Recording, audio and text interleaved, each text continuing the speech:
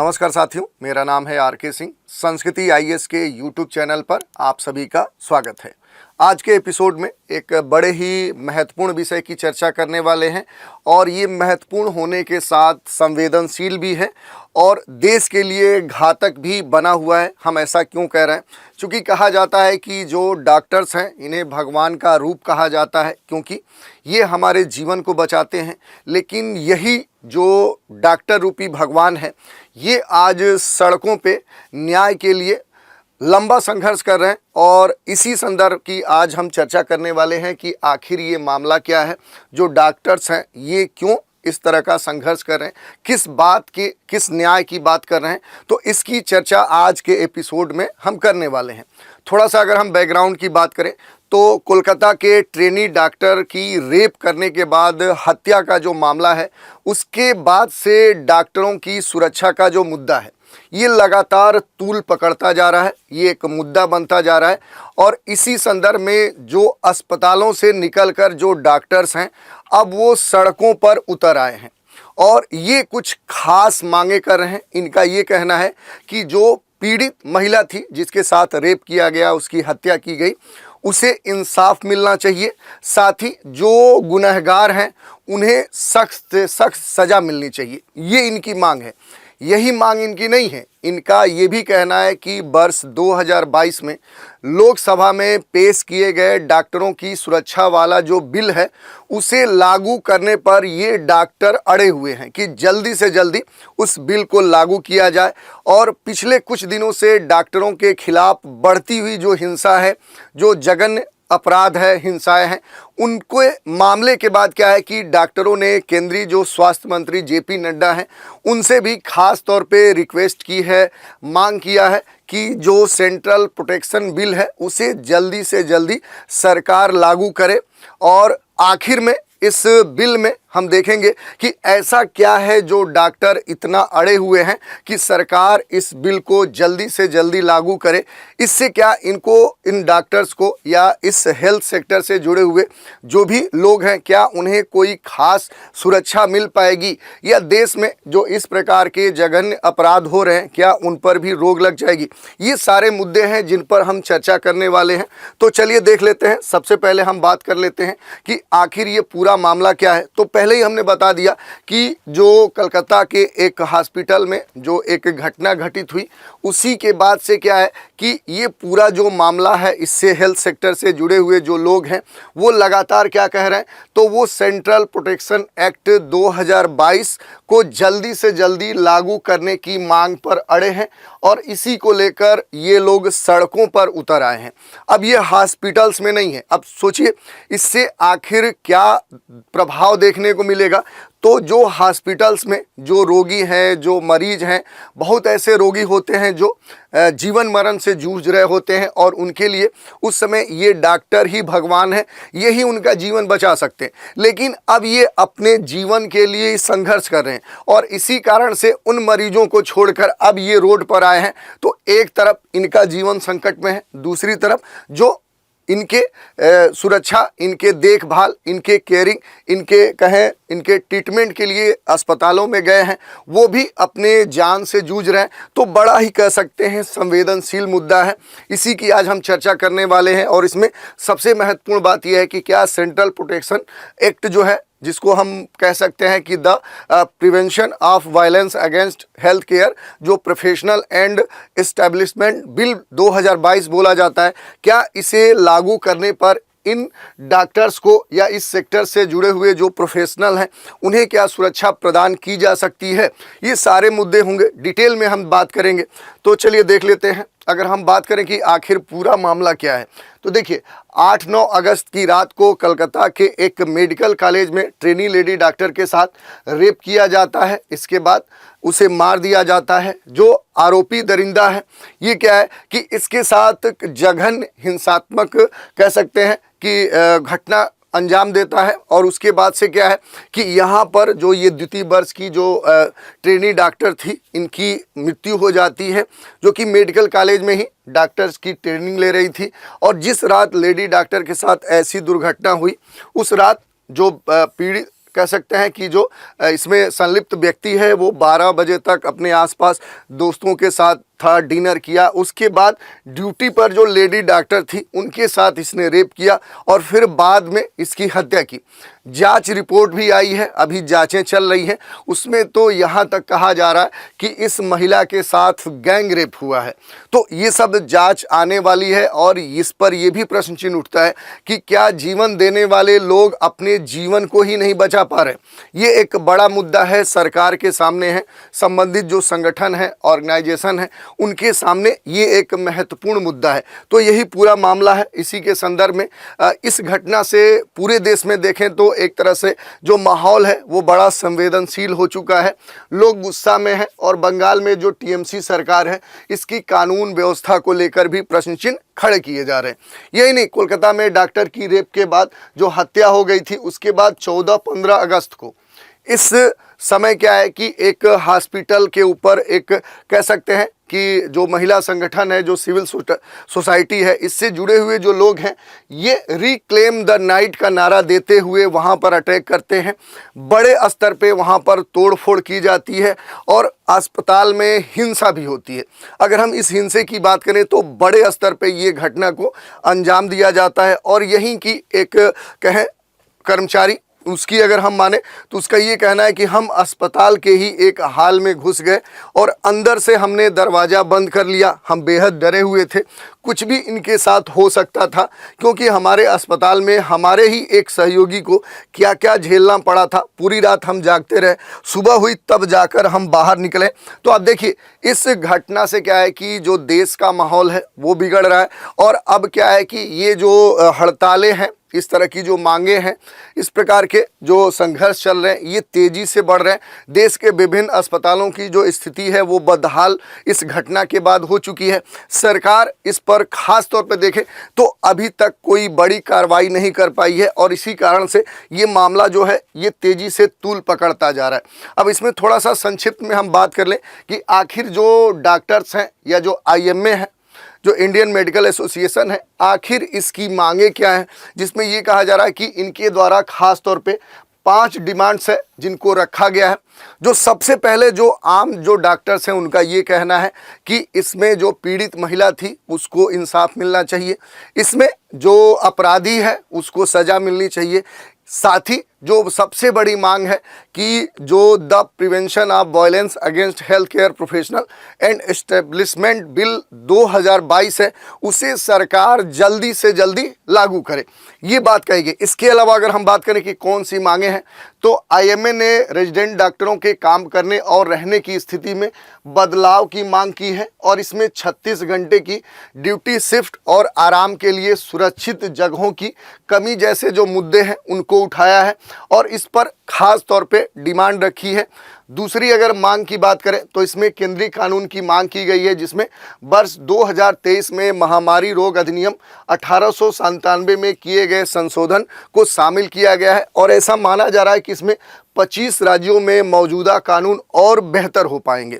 तीसरी जो मांग है, डॉक्टरों के संगठन ने अपराध की एक निश्चित समय सीमा के भीतर सावधानी पूर्वक और पेशेवर जांच और न्याय दिलाने की मांग की है। इसके साथ ही 14 अगस्त की रात आरजी कार अस्पताल परिसर में तोड़फोड़ में शामिल लोगों की पहचान करने और उन्हें कड़ी सजा देने की भी मांग की है। इसके अलावा जो चौथी मांग है, इसमें यह कहा गया है कि सभी अस्पतालों के सुरक्षा प्रोटोकॉल किसी हवाई अड्डे से कम नहीं होने चाहिए। अस्पतालों को अनिवार्य सुरक्षा अधिकारियों के साथ सुरक्षित क्षेत्र घोषित करना पहला कदम सरकार का होना चाहिए। इसके साथ CCTV कैमरे, सुरक्षा कर्मियों की तैनाती और प्रोटोकॉल का पालन इन अस्पतालों में किया जाना चाहिए। अंतिम जो मांग है उसमें ये कहा गया है कि जो पीड़ित परिवार है उसको क्रूरता के अनुरूप उचित और सम्मानजनक मुआवजा देने की मांग की गई है। यानी जो इसमें पीड़िता है उनके परिवार से संबंधित मांगे रखी गई है। तो ये एक कह सकते हैं कि ये जो एसोसिएशन है इसने ये 5 अपनी डिमांड्स सरकार के सामने या जो भी संबंधित संगठन है उनके सामने रखी है। इसमें अगर बात करें तो बड़े स्तर पे अलग अलग स्थानों पर तोड़फोड़ की जा रही है। इस प्रकार का हिंसात्मक घटनाएं देखने को मिली है और ऐसे जगहों पर पुलिस बल तैनात किए जा रहे हैं हैं, यहाँ पर आंसू गोले दागे जा रहे हैं। यही नहीं, इस पूरे मुद्दे पर राजनीतिक कह सकते हैं बयानबाजी भी चल रही है। जैसे चूंकि घटना पश्चिम बंगाल की है तो यहाँ की सरकार पर भी प्रश्न चिन्ह खड़ा किए जा रहा है। यही नहीं, दूसरे जो सरकारें हैं वो केंद्र सरकार पर भी प्रश्न चिन्ह खड़ा कर रही है। तो इस तरह के ये पूरा जो मामला है ये तेजी से तूल पकड़ता जा रहा है। अब इसमें चूंकि चर्चा किसकी हो रही है, एक बड़ा डिमांड है इन डॉक्टर्स की या इससे जुड़े हुए जो लोग हैं कि the prevention of violence against health care professional and clinical establishment bill 2022 इसको लागू करने की बात कही जा रही है। और अगर हम बात करें इस बिल की तो इसमें न सिर्फ डॉक्टर्स बल्कि जो मेडिकल क्षेत्र से जुड़े हुए जो अन्य प्रोफेशनल्स हैं उन्हें भी सुरक्षा प्रदान की गई है। यह बिल लोकसभा में वर्ष 2022 में लाया गया था और इसे ही सेंट्रल प्रोटेक्शन एक्ट के नाम से जाना जाता है और इसी की डिमांड तेजी से की जा रही है। अब इसके बारे में अगर हम बात करें कि इस एक्ट में, इस बिल में आखिर किनको मिलेगी सुरक्षा, किनको प्रोटेक्शन मिलेगा, तो देखिए इस एक्ट के तहत सुरक्षा के दायरे में निम्नलिखित आएंगे।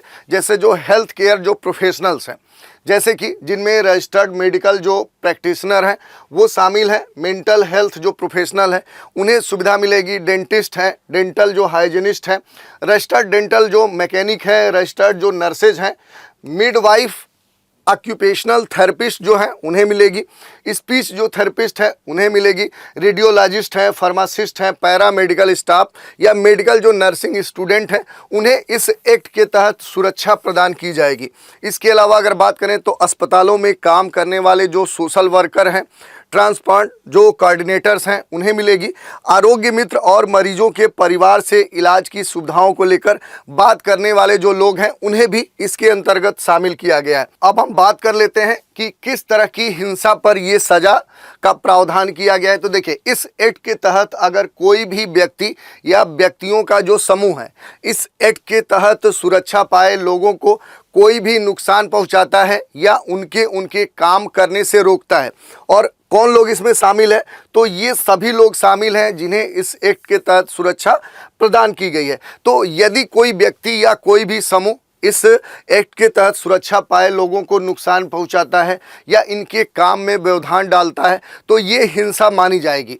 यही नहीं, किसी भी मेडिकल उपकरण या प्रॉपर्टी को यदि कोई व्यक्ति या समूह के द्वारा नुकसान पहुंचाया जाता है, हेल्थ केयर प्रोफेशनल की रेपुटेशन को खराब किया जाता है, और इस प्रकार के जो कृत्य हैं ये क्या है कि हिंसा के अंतर्गत शामिल किए जाएंगे।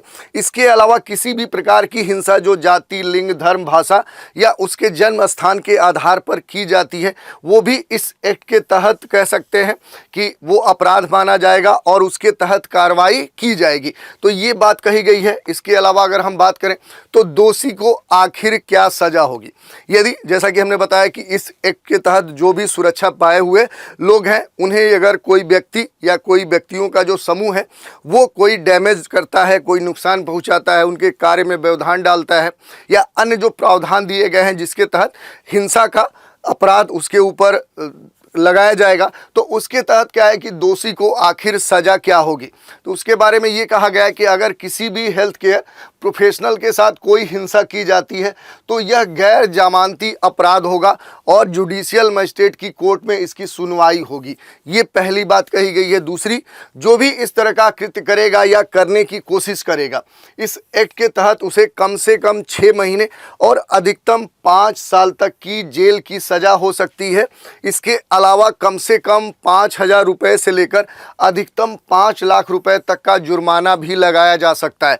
आप देखिए कितने कठोर सजा इसमें दिए गए। यही नहीं, अगर इस हिंसा में मेडिकल प्रैक्टिशनर को गंभीर चोट आती है तो इंडियन पिनल कोड 1860 के सेक्शन 320 के तहत दोषी को कम से कम 3 साल की सजा जो अधिकतम 10 साल तक बढ़ाई जा सकती है, वो उसकी स्थिति पर निर्भर करेगा, और कम से कम 2 लाख रुपए का जुर्माना जो अधिकतम 10 साल तक बढ़ाया जा सकता है, इसका प्रावधान किया गया है। तो देखिए इसमें अगर कोई भी दोषी पाया जा रहा है इस प्रकार के इस एक्ट में कोई भी हिंसात्मक गतिविधि में, तो समझ जाइए कि आप इस प्रकार के सजा के कह सकते हैं अधिकारी होंगे और आपके ऊपर ये सजा लागू होगी। इसके अलावा अगर बात करें तो इस प्रकार के मामले की आखिर इन्वेस्टिगेशन कौन करेगा, जांच कौन करेगा, तो इस एक्ट में साफ तौर पे मेंशन है कि अगर इस एक्ट के अंतर्गत मामला दर्ज किया जाता है किसी भी व्यक्ति या किसी भी समूह के साथ, तो इस मामले की जांच deputy superintendent of police rank का जो अधिकारी है उससे नीचे का पुलिस अधिकारी नहीं करेगा। तो आप समझ लीजिए कि इसमें जांच भी क्या होगी कि उच्च स्तरीय अधिकारी के द्वारा की जाएगी। तो अगर कोई भी इस तरह का कृत्य करता है तो वो बच नहीं सकता। इस तरह के प्रावधान इस एक्ट में दिए गए हैं। वर्तमान स्थिति की बात करें तो इस समय देश का जो माहौल है वो बड़ा ही बिगड़ा हुआ है। बड़े जो हॉस्पिटल्स हैं या जो छोटे हैं वहाँ पर जो ओपीडी है वो प्रॉपर रूप से चल नहीं पा रही है और बड़े स्तर पे धरने या इस प्रकार के जो संघर्ष हैं या कहें हड़ताल वो लगातार जारी है। ये मामला क्या है कि दिल्ली के अलग अलग जो स्थान है वहाँ पर भी देखने को मिले हैं और ये मामला क्या है कि अब संसद तक भी पहुंच चुका है। तो देखना है कि आखिर अब स्थिति क्या बनती है। अब देखिए थोड़ा सा हम बात कर लेते हैं कि डॉक्टरों के खिलाफ हिंसा को रोकने के लिए क्या तंत्र सरकार ने बनाया है या स्वास्थ्य और परिवार कल्याण मंत्रालय की अभी तक क्या पहल रही है। तो देखिए संवैधानिक प्रावधानों के अनुसार जो स्वास्थ्य और कानून एवं व्यवस्था है ये राज्य का विषय है। ये आपके पॉलिटी में आपने पढ़ा होगा। राज्य सरकारों से अपेक्षा की जाती है कि वे डॉक्टरों के खिलाफ हिंसा को रोकने के लिए दंड लगाने या फिर हिंसा के शिकार डॉक्टरों को तत्काल सहायता प्रदान करने के लिए हेल्पलाइन स्थापित करने का एक इकोसिस्टम, एक तंत्र स्थापित करें। यही नहीं, इसमें यह भी कहा गया कि डॉक्टरों पर होने वाले जो हमले हैं उनकी घटनाओं की संख्या का विवरण केंद्रीय रूप से नहीं रखा जाता है, उसको आने वाले समय में इसका विवरण भी रखा जाएगा। स्वास्थ्य पेशेवरों के खिलाफ हिंसा एक आपराधिक कह सकते हैं अपराध है और राज्य और संघ राज्य क्षेत्र सरकारों के द्वारा भारतीय दंड संहिता आईपीसी दंड प्रक्रिया संहिता के प्रावधानों के तहत उचित तरीके से निपटा जाना चाहिए ताकि डॉक्टर जो क्लिनिकल प्रतिष्ठान है ये हिंसा के डर के बिना अपने पेशेवर कार्य को अंजाम दे सके, रोगियों की अच्छी देखभाल कर सके। यही नहीं, अगर हम बात करें तो जो पेंडेमिक था कोविड-19, इस महामारी के बाद क्या है कि भारत सरकार ने 28 दिसंबर 2020 को महामारी रोग संशोधन अधिनियम 2000 को अधिसूचित किया था। इसका भी संबंध इससे जुड़े हुए भी आपके प्रश्न पूछे जा सकते हैं। तो देखिए इस संशोधित अधिनियम में प्रावधान है कि वर्तमान महामारी जैसी किसी भी स्थिति के दौरान स्वास्थ्य कर्मियों के खिलाफ हिंसा के कृत्य संज्ञेय और गैर जमानती अपराध होंगे और हिंसा ऐसे कृत्यों को करने या उकसाने पर 3 महीने से 5 साल तक का कैद और 50,000 से लेकर 2 लाख रुपए तक के जुर्माने की सजा भी इसमें इस नए संशोधन में किया गया है। यही नहीं, गंभीर चोट पहुंचाने के मामले में 6 महीने से 7 साल तक की कैद और 1 लाख से 5 लाख रुपए तक के जुर्माने की सजा भी इस नए संशोधित अधिनियम या बिल में दिया गया है। इसके अलावा अपराधी को पीड़ित को मुआवजा और संपत्ति के नुकसान के लिए उचित बाजार मूल्य का दोगुना भुगतान करने का भी उत्तरदायी होगा, यानी वो उसे देना पड़ेगा। इसके अलावा कहा गया कि केंद्रीय स्वास्थ्य एवं परिवार कल्याण मंत्रालय ने डॉक्टरों के खिलाफ हिंसा को रोकने और ड्यूटी पर तैनात डॉक्टरों में जो सुरक्षा प्रभावी भावना है उसको पैदा करने के लिए कई उपाय किए हैं, जिसमें सभी राज्य केंद्र शासित प्रदेशों को निम्नलिखित पर विचार करने को कहा गया है। जो भी संवेदनशील अस्पताल हैं उनकी सुरक्षा एक निर्दिष्ट और प्रशिक्षित बल के द्वारा प्रबंधित की जाए, सीसीटीवी कैमरे लगाए जाए, प्रभावी संचार और सुरक्षा उपकरणों के साथ 24 घंटे की त्वरित प्रक्रिया दल की स्थापना की जाए, विशेष रूप से दुर्घटना, आपातकालीन और अधिक आवाजाही वाले क्षेत्रों में ये सुविधा प्रदान की जाए। तो ये बात कही गई है। इसके अलावा ये भी कहा गया है कि निगरानी और त्वरित प्रक्रिया के लिए अच्छी तरह से सुसज्जित केंद्रीकृत नियंत्रण कक्ष को स्थापित किया जाए।